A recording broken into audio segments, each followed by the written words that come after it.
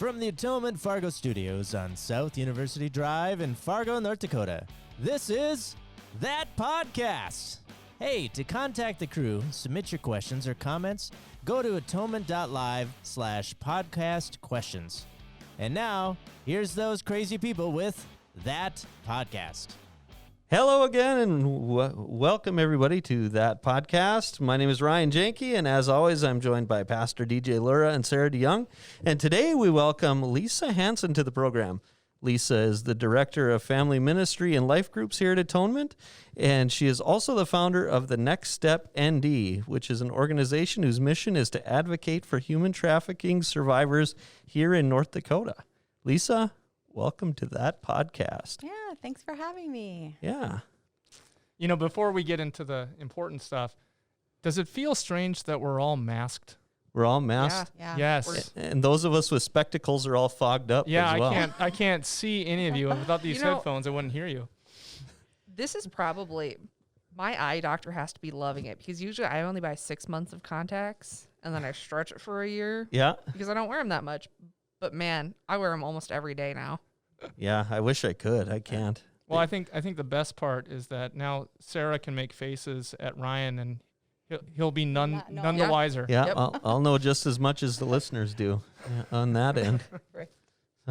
Behind the scenes, behind the mask. Yep. Yeah. Your new podcast. So, how's everybody doing this week? Doing really well. I took my daughter, my oldest, on her first plane flight by herself. Yeah. How'd that go? Well, she got there, Yeah. and that was good. How long has she gone for? 10 days. Wow. Yeah, she's visiting her squad, really close friends that she's made since, moved here a year ago. And she's made friends here, but she's got that just a real special group of friends that they all make each other better. Yeah. And so, but right now it's where she's at. It's 100 degrees and 100% humidity. Ouch. So yesterday her phone died, or at least we have trackers on their phones, so we know exactly where they are. And she didn't call her mother. So she got the full guilt trip today of, well, could have been dead in a ditch and I never would have known. Yep. But they were having, it was so hot and they were having such a good time that they just hung out at the pool all day yesterday and didn't need to call anybody or. That's cool. Yeah. So my wife, Tabitha, she lived in Pennsylvania for about 3 years in junior high. And she's friends. She moved away, I think, in 7th or 8th grade. And she and now I are friends with them to this day. Mm-hmm. I mean, the relationships you develop at that age it's crazy. They just stay. Yeah. Mm-hmm. Yep. So how you would hope they would stay. Yeah.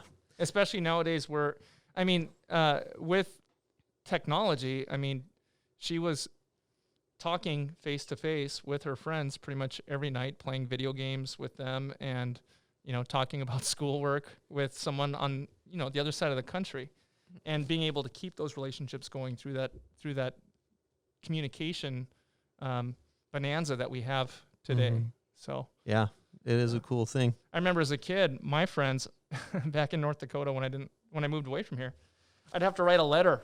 Yeah. And then I would wait like a month for another letter to come. And it was so exciting to get a handwritten letter from one of my friends because that's how we could communicate aside from a phone call. But they were expensive back in the day. Dear DJ, how are you? I'm just fine. Are you reading my mail? That's exactly what it sounded like. That's how they all sounded. Right? Oh, man. The 20th century, the good old days. Yeah, Yep. Exactly.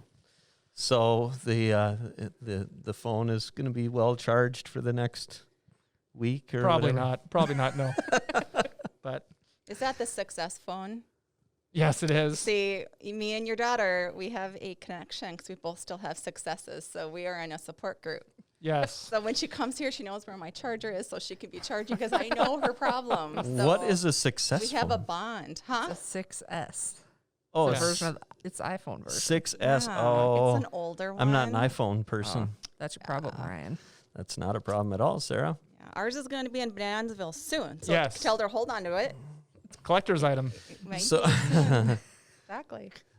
so speaking of, you have a tracker on your phone, and that kind of leads us to the different ways to protect people, protect our kids. And Lisa, this is sort of your area of expertise, I guess. Well, kind of. Yeah, it is. And when you said tracker, I said, hey, my son's 20 and I still have Life 360 on him too.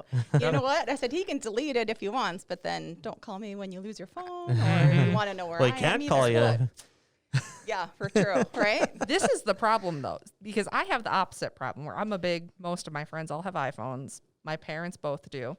So I have all of my friends on Find My Friends, so I can find all of them. And one day I sent to my mom. It's like, oh, share your Find My Friends with me. Why would I do that? So she can see where I am. Mm-hmm. 25-year-old adult. Yeah. Right. But I can't see where she is, and she won't share it with me. Sarah, once a mom, always a mom. I You'll know, get it someday. But shouldn't it be a two-way street? I should get to see where she's at, too. True. I agree with that. That's, I'm calling them that's calling you out, infringing on Vicky. her privacy. Yeah. She could be dead in a ditch. Exactly.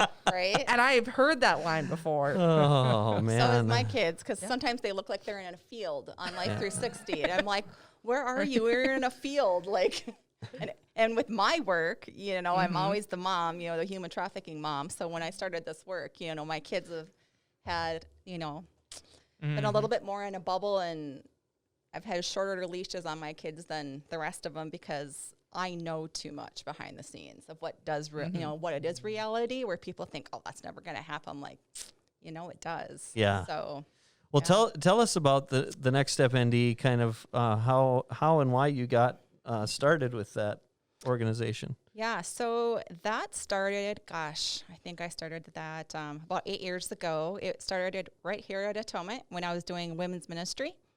And once a month, I would bring in a speaker from the community to speak to our women here at Atonement. And there was one of our members' nieces worked in a safe house that worked with trafficking victims in Minneapolis and in Nepal. And she kept coming up to me and asking me to have her come and speak. And when she told me it was about sex trafficking and working in a safe house, I was like, oh, I'm the person that doesn't even like watching the Feeding My Starving Children, things on TV for the hungry children. I just go right by them because I just like, oh, Lord, I can't handle that part. He knows I can't. So, and during that time, I just felt like I was just in a bottle. And I felt like I loved the ministry I was doing here with family ministry at church, but I kept thinking I was just really struggling, trying to figure out. I felt like God was calling me to something else. And then I would go home and my husband was like, is this like an adult crisis type of thing or a 40s thing? Because what's wrong with you? And I'm like, I don't know. And meanwhile, the member kept coming to me and asking me to have her niece speak. And I finally gave in. I had her come and speak. And sure enough, she brought pictures of these little girls behind bars and their traffickers. And it was generational where she was in Nepal. And it just shattered me. And I thought, well, what do I do with this? You know, I knew this was going to happen. This is why I didn't want to hear about it. And I honestly knew nothing about human trafficking. It was just a foreign thing to me, like that happened globally. Mm-hmm. And so I just started educating myself on it.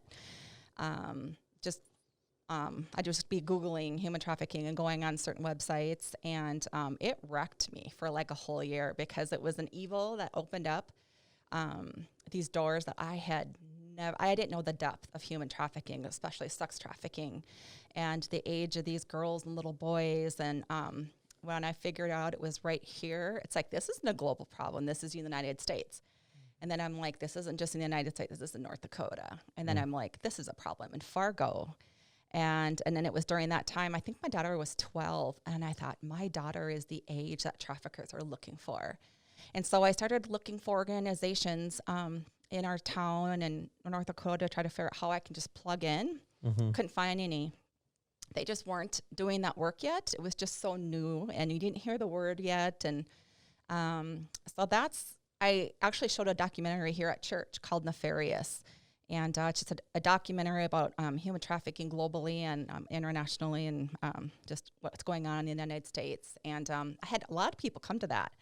And then at the end of the movie, they're all crying and they're like, well, now what do we do with that? And I'm like, I don't know. I just was called to show the documentary. And during this time, I was kind of thinking, what do I do? And so I thought, well, if these people want to come and watch a documentary about sex trafficking, then maybe they're interested in helping me start an organization. So I called them back, and that's how the work that I started doing. It was actually started as Voice for the Captives, but I've just recently let go of that domain. So I know there are still people that recognize that name. And then the last few years, we started working with survivors, and that's how we got started the Next Step ND. And that's how it kind of all started. And that's so now we're just doing the Next Step ND because that's just the most recognized name right now. So, yeah. Yeah, you talked about how it's a global issue and an issue here in North Dakota and in Fargo. So you talked a lot about sex trafficking, but it doesn't stop there, right? There's all sorts of different kinds of trafficking. Mm-hmm. So there's you have the sex trafficking. You have it's typically sex and labor trafficking are the two categories, and then there's different ways people will traffic underneath that. Mm-hmm. But those are Okay. It's basically divided into those two areas. You know, when we use the term trafficking, I think for we're talking about modern day slavery here. Absolutely. There are more slaves today than ever before. I mean, we think it was bad, in the 1800s or whatever, finally when, it ended. War, right. There's more today than ever before because it went underground. Yeah. Oh, my goodness. Yep. Wow. Yep. And, drug trafficking used to be the number one organized crime, but human trafficking has taken over quickly because drug traffickers know that when they have drugs, it's a one-time sale. And they kind of got smarter, working, smarter, not harder. And they're like, well, I can sell people over and over and over again and profit. So a lot of them are twofold. A lot of them still do their drugs too, but a lot of them went to human trafficking. Wow. So who are the victims? I mean, a lot of times people have this idea that it's just people from the other side of the tracks, or people, it's not going to affect me, it's not happening here. How does it happen, and how does it happen in a community like Fargo? So let me give you a few stats. So when I started this work a long time ago, it seems so long ago, it used to be globally, it was 32 billion people were, that was estimated globally that were in human trafficking. Billion? 32 million? 32, just a second here. There's about 7 billion people on the planet, so. 27, right. So when I started, it was 27 million people, globally are being trafficked. And now they estimate 40 million people. Oh my goodness. Who are being trafficked. That's globally. And then it's it's a $150 billion industry. And it used to be, it used to be $32 billion industry, and now it's $150 billion. Wow. And that's within an 8-year span. But so the people have doubled, and obviously it's estimated, but United States is the number one destination for child sex trafficking. And I think people think child sex trafficking, it's happening, overseas, and it's so global because it's so much easier, but United States is the number one. And it is for pornography too, which is the stepping stone for trafficking. So it kind of makes sense that this would be, but in North Dakota, a lot of the problems here, people don't realize where is it at? When I started this work, it was actually, a lot of it was in Williston because of the oil fields. And when you have a lot of money and a lot of men, typically you've got it's a hot spot for traffickers. And part of the problem here in Fargo is we have 2 interstates that run through it. And so there's a lot of trucks and a lot of truck stops. And those are also hot spots for here in North Dakota. And just to give you an idea, so before Backpage was taken down, that was, besides that and Craigslist, were probably the 2 biggest places where traffickers would be, advertising their girls or women or boys. People forget, 1 in 4 is a young boy, which is a demand as also. But just in 2016 was the last number I got before they took Backpage down. There was 72,000 ads posted on Backpage.com just for North Dakota. Wow. Just for North Dakota, and that's just Backpage. So that doesn't include Craigslist and all the other sites where they're advertising. So that's just Backpage. And so... Say that number again. So they counted 72,000 ads that were posted on Backpage alone just for North Dakota. Wow. That's in 2016. So I don't think people realize. Mind-blowing. Right. Well, there's about 750,000 people in the state. Right. You know. So if people don't think it's going on here, you know, it's like traffickers aren't going to advertise where there's not a demand, right? So they know it's thriving here, obviously, and they know they can get their ads answered. I used to, on my Voice for the Cadwas website, before I took that down, I used to scrape the number from Backpage. Every hour it would change. So every time you go to my website, every hour the number of ads that were posted on there would show. And one day I couldn't believe it was just like in the middle of the week, and it was in the evening, and I looked and there was like 72 ads that night. And I looked at my husband and I'm like, what's going on in Fargo that's so high? Because just for Fargo, and that's just Backpage, so that's not all the other websites. And it was the Big Iron Farm Show. And so I think people don't understand, like, when we have big events here, but actually that was the biggest event that brought in the most ads, was the Big Iron Farm Show. Unbelievable. Yeah. And those ads were curtailed to farmers because they were like, you know, looking for, you know, a cowgirl, you know, so they were, right. The wording was, They were marketing to their audience. Absolute. Oh, yeah. Which is, wow. So you got the truck stops, you got the Northern Strip Club that, you know, people know a lot of trafficking goes in and out of strip clubs. That's a stepping stone for some of the girls that are there as well. Backpage.com, which has been taken down, but that all went back up under different URLs, so we know it was just a temporary thing. The oil fields are still there, and we don't currently have a safe house in North Dakota for the girls, which is a problem. So we could rescue all these girls, but then where are you going to put them? So, you know, our beds are typically full here, so we have to find other places. And then we have at-risk youth, like within any community has at-risk youth. So so that's our current problems here with Fargo. And COVID has brought everything up to a whole different level, because you have all these kids at home now on their devices, on screen time, and it's a predator's dream right now. There's more people at home seeking out kids and luring them. And so there's I think it was for the National Center for Missing Children. I forgot what the percentage was. It went up 40%, the hotline with COVID. Really? Over the last just since 4 spring. months or whatever? Wow. That's insane. Yeah. So what, the next step ND then, how are you advocating or how do you help survivors of trafficking? Yeah, so we help, we work closely with all the shelters, and when they have people that either come to the shelter and are trying to get out of it, or they're rescued, however they come into the program, a lot of them are addicted to drugs or alcohol, so they have to go through treatment, and there's immense counseling that they have to go through in order to get back on their feet, because there's a huge grooming process that these traffickers inflict on their victims in order to control them. And once they're ready to come out of the shelter and get back on their feet, that's typically when I get a call.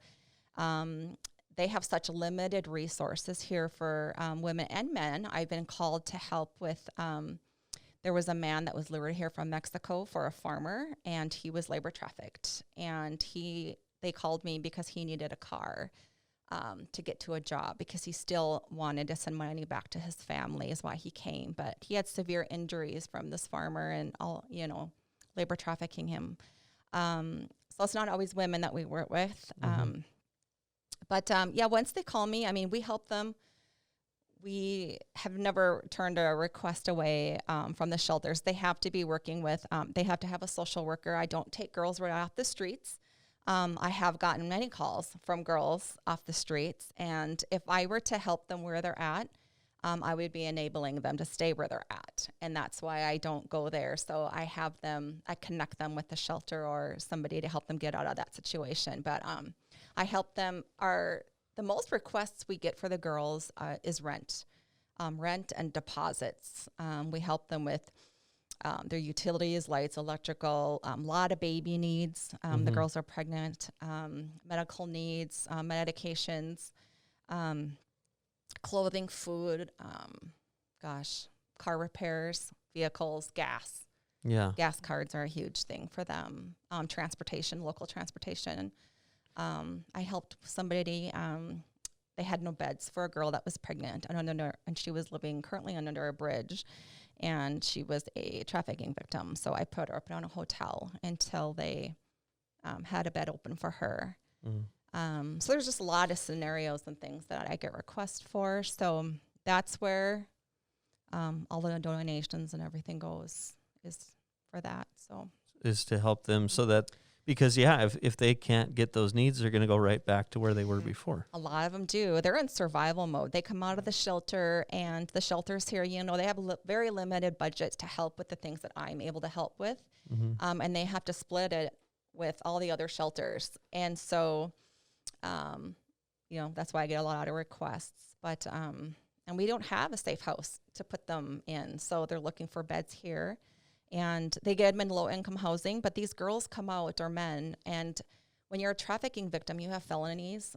You have a lot of obstacles. A lot of them have children. I've helped with daycare because they can't work without the daycare. And just, things like that. So, for people listening may be surprised. I know I was hearing a survivor speak a year ago at an event that you had, that we're not just talking physical servitude here. I mean, it is mental, emotional, spiritual, social bondage. Oh, absolutely. And so, to hear you say, I get contacted by someone on the street, I can't help them where they're at because they're still bound in all those other wellness spectrums. I mean, it's full slavery.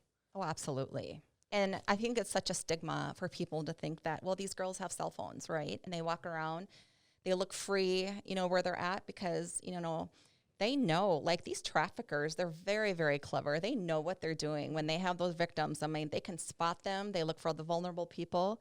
Well, and it sounds like it's a long process of putting hooks in them. Very much so. The grooming. And that's what you mean by grooming is getting them completely subservient. Under control. Yeah. It's a control. It's all about control. And they can't control them. I mean, the triggers, there's so many triggers for these girls, and they know how to work them. And they just don't take these girls like out of the blue. Like, they know where they live. They know about their family. So they will threaten these girls like, I know you have a sister. I know about your family. And, either they're going to expose them for what they just did.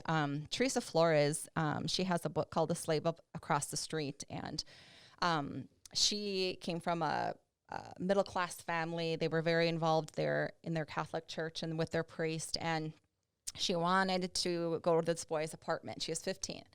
And the parents didn't want her to go. Well, one day she went against her parents, and she went on over to the apartment, and they were waiting for her, and they gang raped her and videotaped it. And they said, if you tell anyone, we're going to tell you, because they knew everything about her before they did this.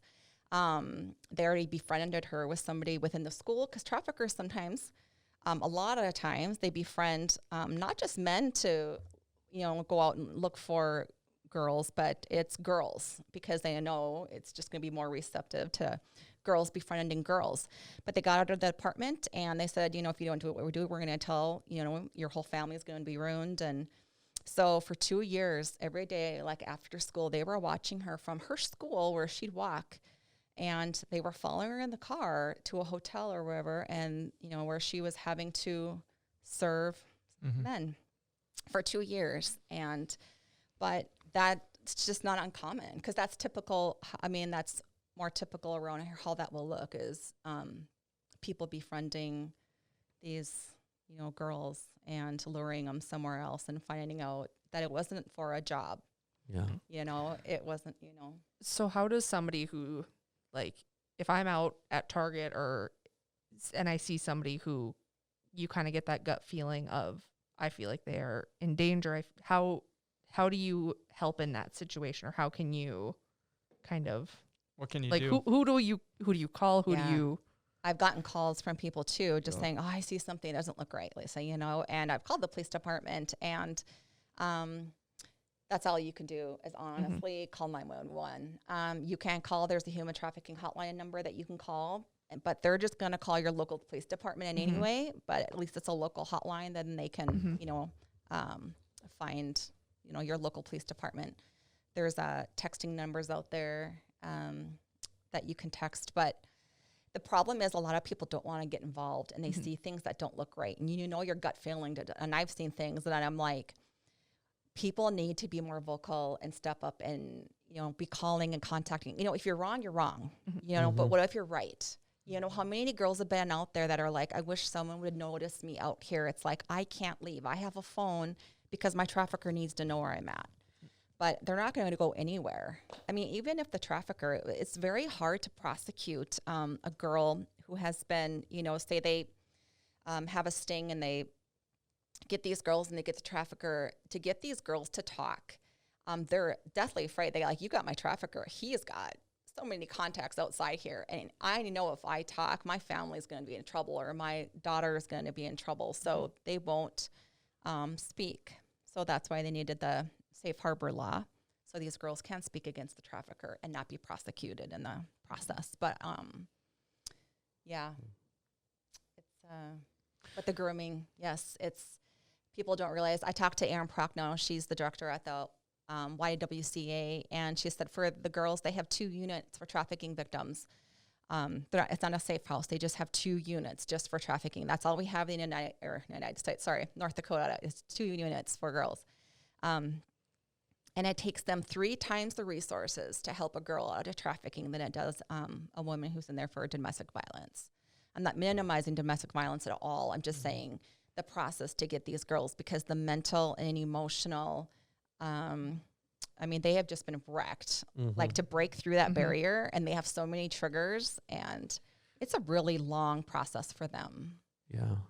The emotional and the self-esteem and the self-worth is, so low, I imagine, that they just, get that mindset, where am I going to go, or what am I going to do, or who's going to have me, kind of thing. And that's a huge part of the Next Step ND. Granted, we want to be there, and we know they reach out to us for the financial need first, but they need a support system. And we are obviously I'm a Christian organization, and so my heart behind this is the ministry part, where if they want to know who Jesus is, I know that he's the answer to all of this. He's the one that can give them that hope and let them feel loved again, because I have been asked, and I have not been asked, I should say, I have been told by women that I have met, and they said, Lisa, don't give me that. Like, you don't even know what I've been through, and I didn't see God in any of it. Like, he left me, you don't even tell me. So there's a big wall there that takes a while to break down for these girls, and that's where I want them to be. If there's anything I can get them, as I want to be planting seeds and showing them, because that's where they're going to find the hope and healing. And same with the Johns, the buyers. People don't realize that's a whole nother platform. But the addiction to pornography is the stepping stone of trafficking. And we've got to be reaching, like middle school age boys is where it starts, or men in the church, wherever we can reach men. But it is people don't even realize like how big this issue is, the pornography issue, and where that leads, because it starts there. And now, it's so secret that you just go on your device and you order up what you want. There's so many people that just go on the internet. There was this one website that I found called Baby Rape, and the men just simply go on in the comfort of their own home, put in their credit card, and they just say what they want them to have done to the children on there. and they sit and watch it. And while these children are being sexually tortured, and you just pay for it. And, you know, the internet is the new sidewalk. You know, they used to sell, years ago, you know, people say, oh, yeah, the prostitutes that were visible. But now it's underground, it's on the internet, and that's how it's being sold. And so, yeah, it's the stories and things that I have heard, and the darkness of this goes beyond like anything you can even fathom. When I tell people, before you start wanting to go into my organization and start helping with the work I do, you need to educate yourself on what this really looks like. And I tell them to really be careful and be praying about it, because it is a tough thing you can't unknow anymore once you start, you know, going into this. And the first year I had a hard time sleeping at night, because I don't know how many times my husband came in, it's like, you need to stop, because I don't know.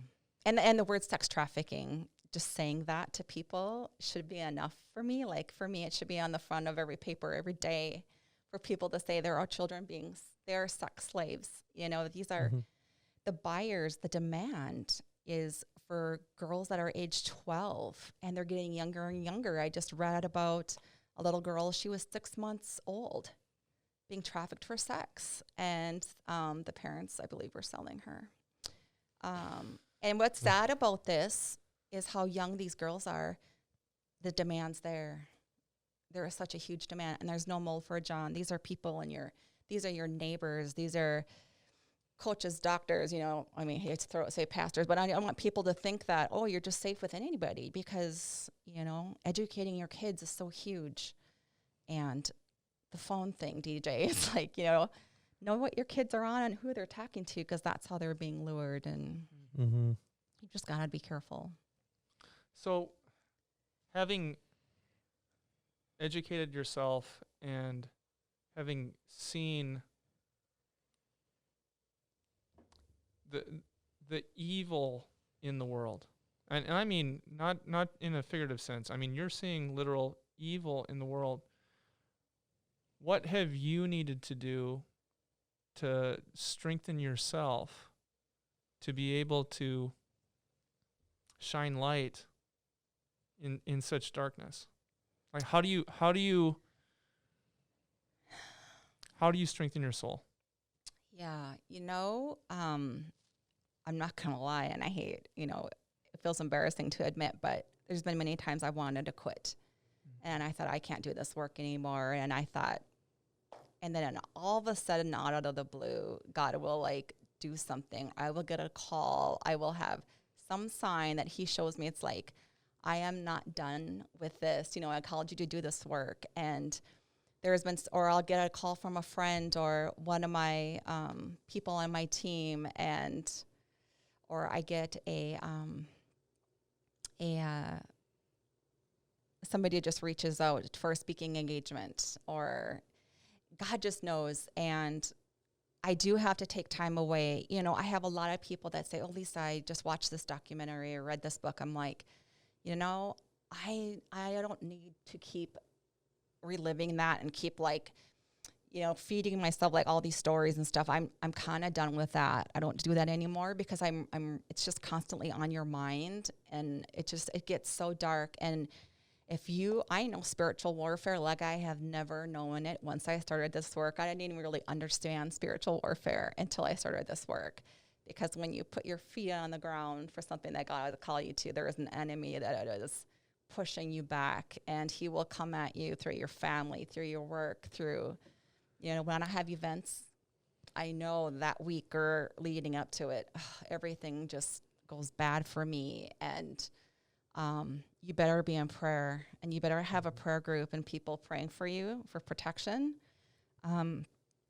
That's honestly, DJ, how I mean, fear will keep you from, you know, doing things that God called you to. And, gosh, you can't let the enemy, I don't want to give him an inch of anything. So I feel like if I stop, that's exactly where he wants me. You know, I mean, I've had some really strange even calls from guys, and I didn't even realize this when I started this work, that I'm not fighting like world hunger or something. You know, I'm fighting something that people don't want me here. You know, I'm fighting against an organization that wants to be thriving, and I could be potentially stopping them.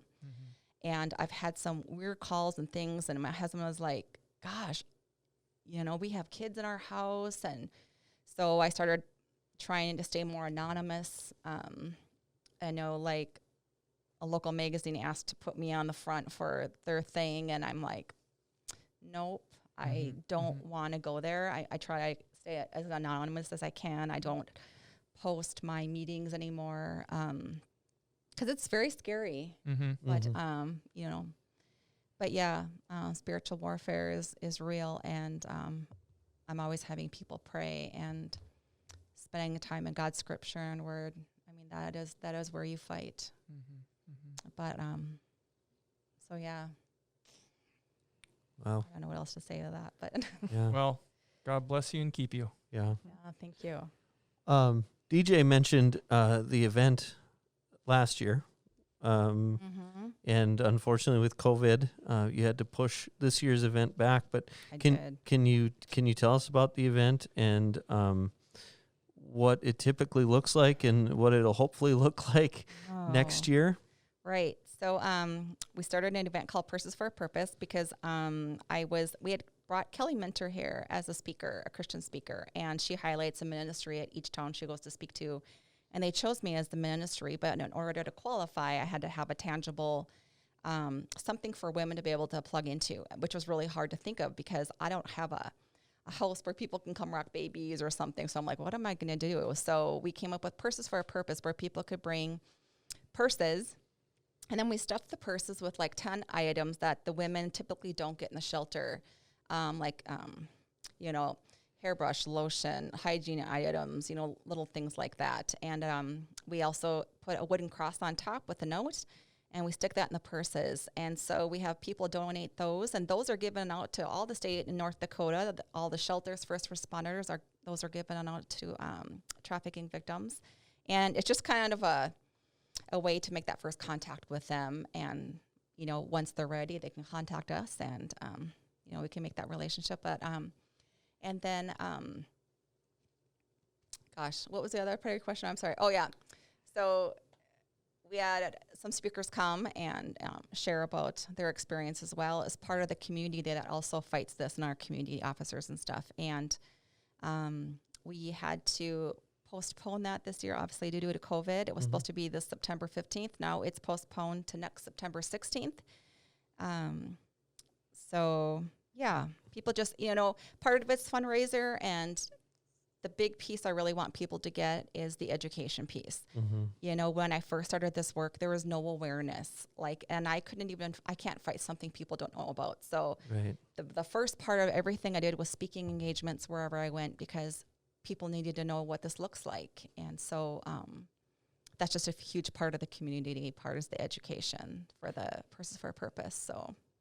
So other than that event, where can people go to learn more? Do you have good resources for them to learn more about this? And yeah, they could go to the website, the Next Step ND website. And I'm trying to remember what all we just had I just had somebody working on my website.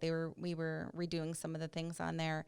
At my events, I'm always handing out resources, especially for parents, just with the internet safety and the media stuff. And if people want to learn about more, I would give them ideas for documentaries or books to read, what this looks like, and then people can make donations, obviously on there. But I can't remember what I'll have on there for a resource. People can contact me, and I can get them whatever I want. And you always want to be careful when people are combing the internet for what websites you go to for resources, because they're not all legit. So people have to be careful and I can get them websites to go to as well. So they can go to the nextstepnd.com or to the Facebook page. You update the Facebook page quite a bit. Would that be the best way to contact you if they want to reach out to you? They could do that. They can contact me through, Atonement here on staff. They can contact me or call the office too, and I can connect with them. So okay. Yep. Okay. Sounds good. It was a tough conversation today, but I'm glad that we're having it and getting the information out. Do either of you have any questions, or do you have anything else, Lisa, that you'd like for people to hear or talk about? Gosh. Well, you know what? Here, I do have a question, and this is coming as a parent. We were talking a little bit about the phone. Yeah. What are some proactive, of course, be aware of what your kids are watching on the phone. And I've even understood this, that with this next generation, they have their squads. So it's not just one set of parents being aware of what's going on with their children. It's also being aware of all of your friends' parents and being in communication with them as well. Yeah. Because, all of them will gang up on the one parent to get their way. They're communicating together. You're not just dealing with one child, you're dealing with 10. So what are some proactive steps, I guess, that you would suggest to parents that are aware of the danger to help to protect their kids?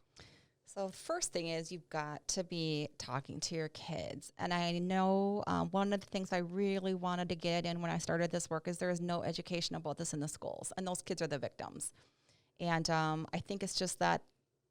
And two, with parents, they're like, oh, I don't want to talk about that with my kids. I'm like, well, if you don't, a trafficker will. Or you're just opening this up for your kids to be vulnerable to a buyer and have no clue what's going on. And so to be taught, and you hate doing that. I tell you what, when my kids, they were pretty young, and I thought if my daughter's old enough to be trafficked, I have to tell her about what this looks like, because I know she thinks, oh, Mom, and even now, oh, Mom, I know. And I'm like, no, you don't know. You're 17, but they're so much more clever than you. And if they want you, they're going to figure it out. So you got to be one step ahead of them. So you're not thinking about this. This is all they're thinking about. That's all they're thinking about, is how they're going to lure you. And you don't even know, when you're on your phone, you may think it's this one, oh, it's my friend and my friend girl. And so I accepted her friend request. Pretty soon they're texting you or texting her and, asking her about whatever. And pretty soon they're friends, even though she doesn't know who she is. You have no clue who that person is on the other line, behind that face. Right. And so people, one of the things I would say is obviously to be talking to your kids what this looks like. I totally shattered my kids' innocence. And it's the most awful thing that you have to do as a parent, because you love keeping your kids in that bubble and not having to tell them what this world really looks like. But you have to be. And your kids' phones, boy, I would tell you, I would never give my kid a phone if you don't know their password. That is a covenant between you two. That's like, your phone is an open phone. And if you are hiding something, then, there's something wrong there. I would also say, and you can't just tell your kids about the dangers of your phone without, this whole thing is a heart issue, right? So if they want to find pornography, if they want to find, go against your wishes, they're just going to go to their friend's house and find it, right? So you've got to be talking to your kids, because you want them to be able to make the right call and be, convicted. That's one thing I pray for my kids, is God to, convict my kids of anything wrong and expose whatever sin they're in to me and Brad or whoever, because I don't want them to stay in there. So you want them to be able to make those right choices for themselves. And why is pornography dangerous? I know people think that sex sells. That's what draws people in to a lot of movies and things. And when my son was in kindergarten, he's 20 now, so this is a long time ago when the internet wasn't even as big as it is. We didn't have phones. There was this advertisement on Nickelodeon.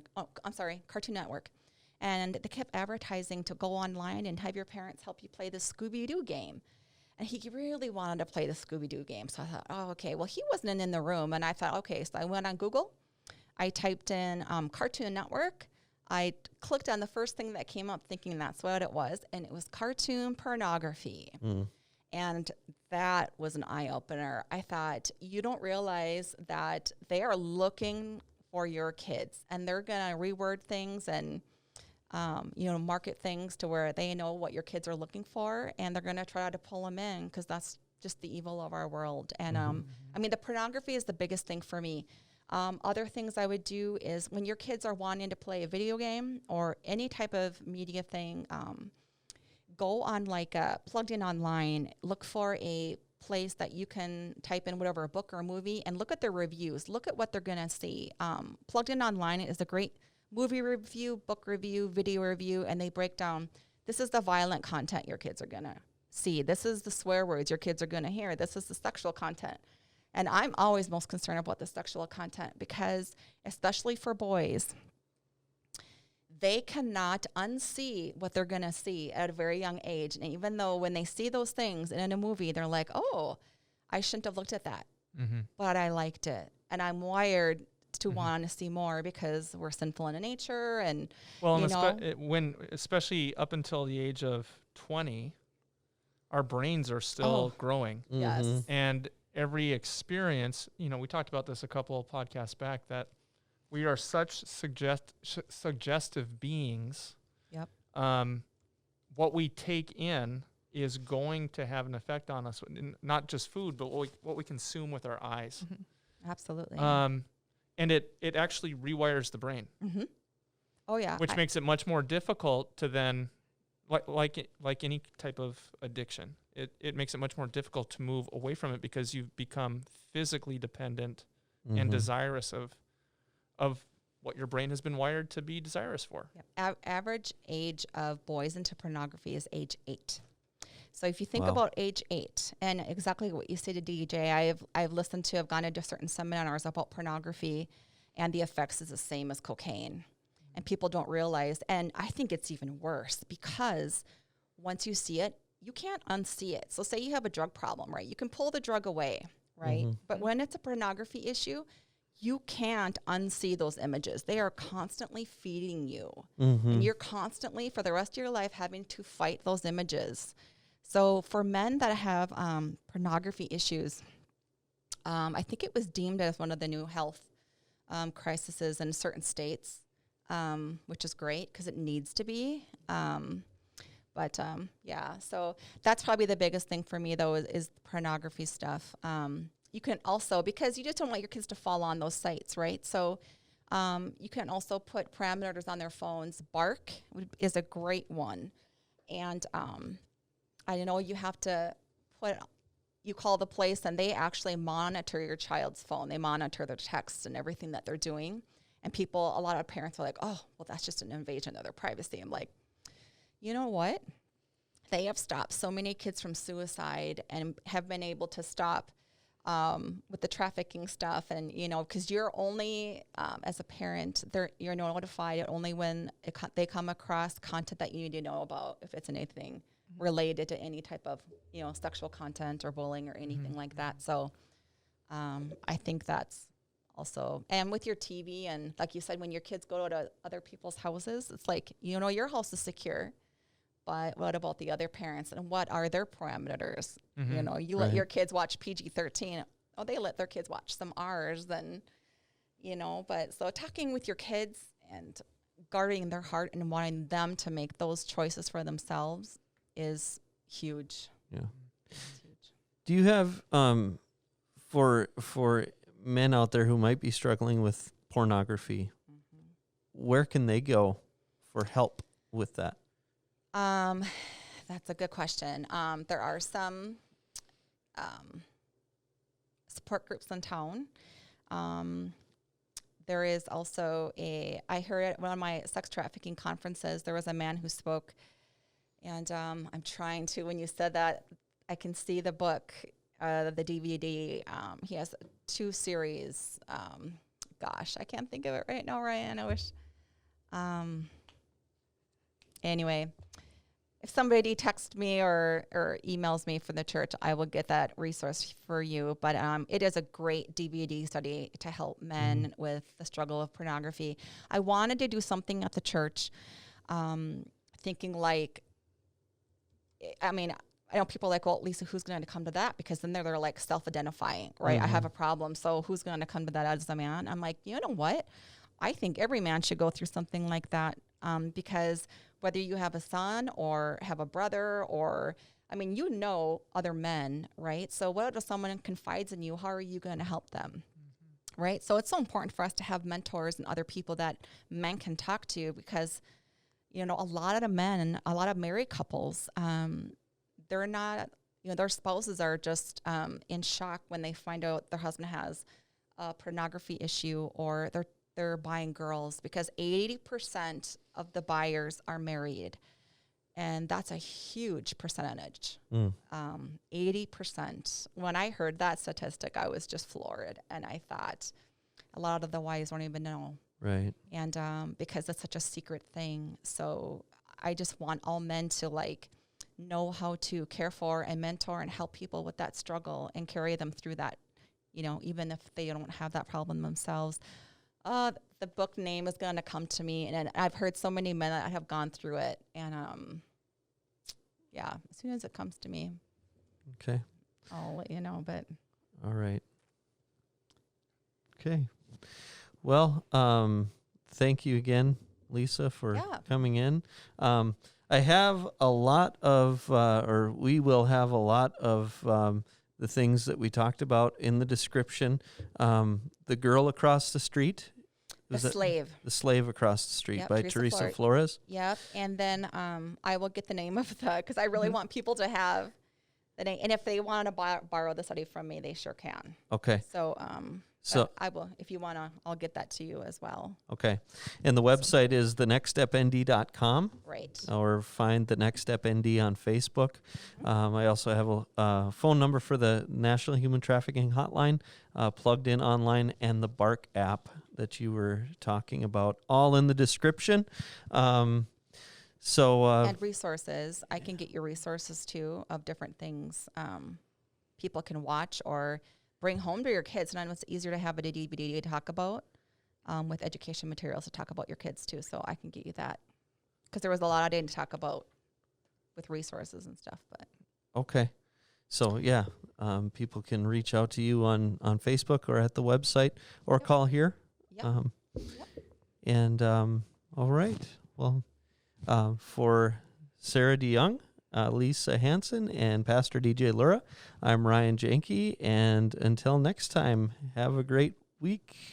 We need to pray. We should pray, but also, Lisa, thank you for coming on. Yes.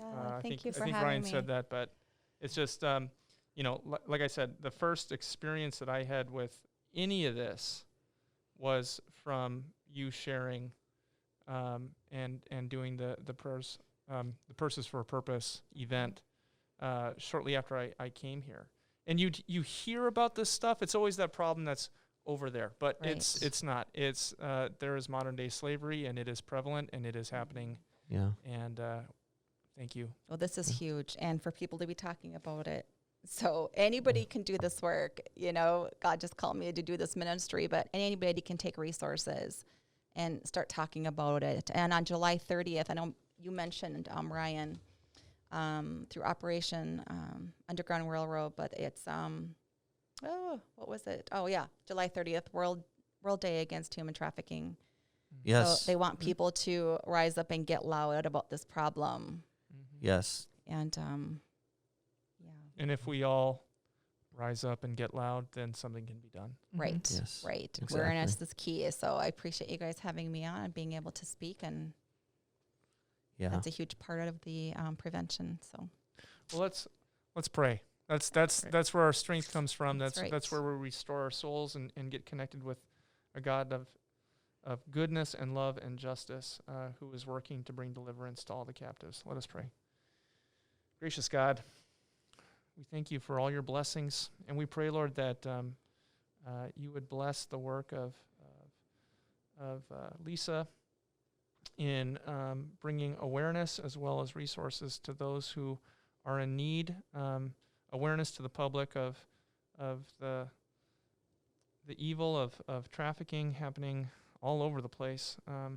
I pray, Lord, that you would strengthen her, that you would bless her, and that you would open all of our eyes to see, and then to stand together, to stand